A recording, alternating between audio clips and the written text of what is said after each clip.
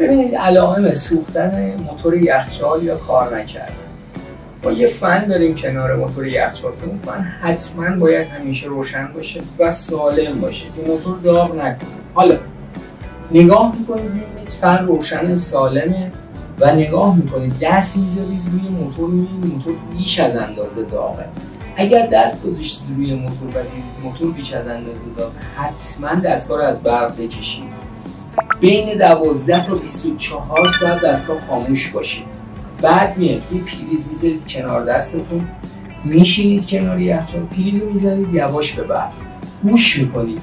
اگر یه مرحله دو مرحله گفت چک روشن شد، دوباره گفت چک روشن شد، موتور سالم.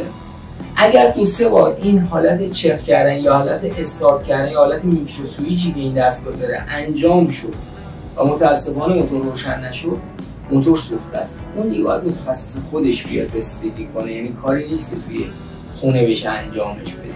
ولی علائم سوختن موتور: 1 داغی بیش از اندازه موتوره، 2 زمانی که میخواد استارت کنه به اصطلاح تعمیرکارا میگن زیر بار نمیره موتور، چک قطع میکنه، دوباره چک قطع میکنه. 2 دفعه 3 دفعه این حالت پیش بیاد یعنی موتور سوخته، باید تعمیر بشه.